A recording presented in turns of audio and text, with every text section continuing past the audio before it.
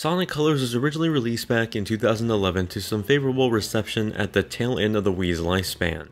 While not too many people were playing their Wiis, a solid 2.18 million got to enjoy what was no doubt one of the better Sonic games of the last decade. Now Sega is re-releasing Sonic's Out of This World adventure with new customization features, better graphics, and for the Switch at least, newly added portability. But before we jump into this review, make sure you hit that subscribe button and hit the bell icon to stay up to date on my reviews. Any comments and likes on the video also helps it come up in search, so let me know, what's your favorite Sonic song? It's been quite a few years since I played a Sonic game for its story, and while Sonic Adventure 3 isn't coming out anytime soon, Sonic Colors Ultimate isn't going to change that. It boils down to Eggman is collecting these aliens called the Wisps to harness their powers to build this intergalactic amusement park that totally isn't some front to take over the world. Anyway, Sonic and Tails take the very convenient elevator to the space station and realize that the aliens called the Wisps are in dire need of saving. They come in various shapes and sizes, offering unique powers depending on their color. Aiding Sonic on his journey, you will unlock new Wisp powers to take down Eggman's amusement park and save the rest of the Wisps in the process. While I don't think you should be playing this game for its story, nor would I recommend you do so, there are some memorable moments thanks to some great comedic timing by the supporting characters. These were by far the reason I continue to pay attention during cutscenes rather than just zoning out in between levels. Sonic Colors was well remembered for incorporating its unique Wisp power system and for following the gameplay formula for speed-centric levels established in Sonic Unleashed. Where many people wanted a Sonic Unleashed but without the werehog, Sonic Colors felt like exactly that. At the time it was exclusive to the Nintendo Wii, but having it now on more platforms with better visuals breathes new lights into this 10-year-old game. Taking place in an amusement park, the game is split up into various worlds and sections of the amusement park, each one themed after a different thing. At one point you might be seeing a more traditional looking theme park, while in another you'll be surrounded by a candy themed wonderland. The various backdrops and the ever-changing level designs were fun to navigate and reminded me of the vastly different level juxtaposition designs found in some Sega Genesis Sonic games. Like the daytime levels in Sonic Unleashed, you'll play as Sonic as they boost their way across various levels, changing from 3D to 2D perspective. However, unlike the major focus on speeding through levels, Sonic Colors tries to balance out moments of slower platforming too. While usually Sonic games are pretty good about giving you the choice of whether you want to speed through a level or take your time to explore secret areas, Colors doesn't give you much of a choice, at least not until the second half of the game. You see, the Wisps progressively begin to unlock the further you play into each world. In many ways, they're basically a Metroidvania mechanic of being introduced in later levels, but then allowing you to go back into previous levels with them to progress differently than before. In theory, it's great for replay value, but in practice, it drags the first half of the game. Levels I would have loved to speed through forced me to take a slower approach since I didn't have the right toolset to progress, and it sort of left me with a bad impression of the levels that would later become my favorites. While the idea of being able to go back and play new parts of an old level is cool, I don't think it should sacrifice the fun of the game's introduction. Furthermore, the introduction of the new Wisp sounded pretty great on paper, but when it's added to levels already designed for the other Wisps rather than designed for this new one, it just doesn't really feel all that fleshed out or well done. Outside of the original content, Sega has added a few new pieces of customization and bonus content. Collectibles can be used to purchase new colors of shoes, gloves, auras, and boost colors for Sonic. Sadly, most of them come off as a bit tacky or bland, ultimately leaving me to stick with Sonic's original colors anyway. The new Metal Sonic race feature was exciting up until I played it in person, and it turned out to just be a pretty shallow time trial mode.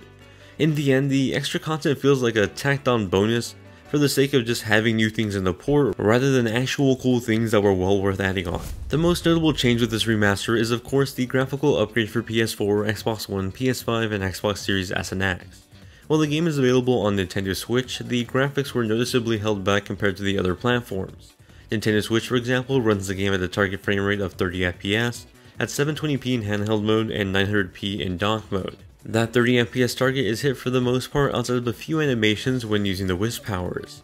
However, many players have reported multiple texture glitches when playing on Nintendo Switch, and while I wasn't able to verify them in my copy, I would recommend holding off for a future patch to help with performance prior to picking up on Switch. As for other platforms, you can expect a 1080p 60fps performance on PS4 and Xbox One, while getting a full 4K 60 on the upgraded PS4 Pro, Xbox One X, and the next-gen PS5 and Series X. While the performance is rather flawless across the board there, some changes don't seem all that great. For example, there's a completely new lighting system that blankets over the new visuals.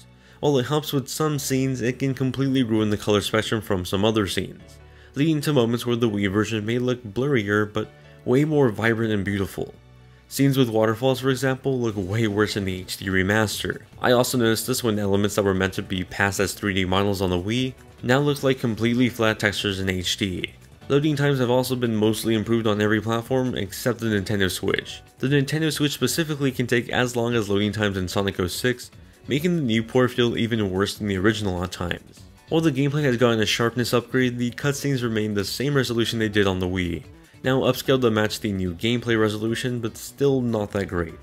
The end result is a blurry, alias, and just heavily artifact cutscene collection that looks bad next to the new visuals. I don't understand how Sega chose to not re-render these scenes, or just put in the production time to animate new scenes. While there's been plenty of improvements across the board, some elements feel like welcome upgrades while others seem to ruin elements of what was already a beautiful looking game. The voice acting remains intact, unchanged, with some stellar work from the series favorites Roger Craig Smith as Sonic and Kate Higgins as Tails. No complaints there. The music of all things are where things get a bit more complicated. Now don't get me wrong, it's pretty hard to name a Sonic game with bad music, because if there's anything Sega tends to always get right, it's the music in their Sonic games. That's what makes it so strange that they decide to make remix versions of all the songs in Sonic Colors. The new campaign takes both the original and remix songs and splits the versions in between the first and second half of each world. Now some of these remix songs are still pretty good, but more often than not I prefer listening to the original songs over the more EDM bass heavy remixed ones, and not having the choice to choose which one seems so overlooked. Here, have a listen.